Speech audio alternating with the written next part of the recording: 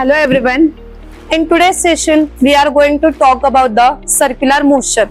Now, everyone are know about the linear motion. That is basically, if you want to know what is a motion, motion is simply the change of position with respect to an observer.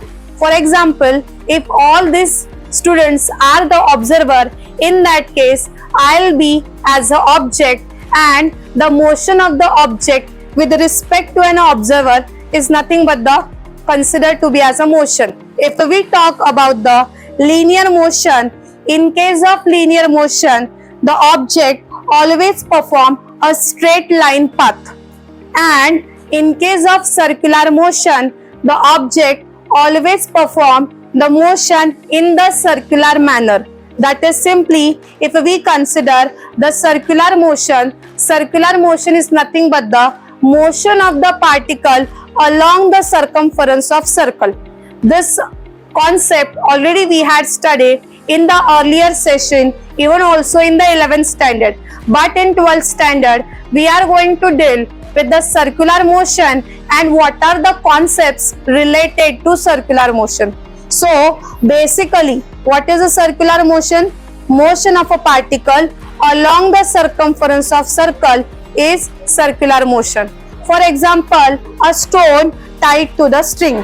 When the stone is whirled in the circular motion, in that case, the stone perform circular motion along the radius of a circle. So in that case, the small mass m is tied to the one end of the string, and this small mass perform the circular motion along the circumference of circle. So this is about the circular motion.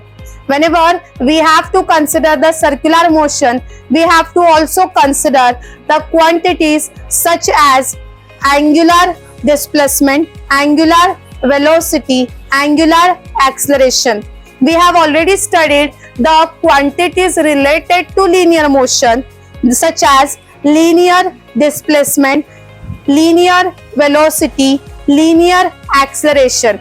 Whenever the object performs linear motion, in that case we have to consider linear displacement, linear velocity and linear acceleration, which are following the straight path. But whenever we have to consider the circular motion, in case of circular motion, the particle always describe the angle. Therefore, in that case, we have to consider angular displacement, angular velocity and angular acceleration.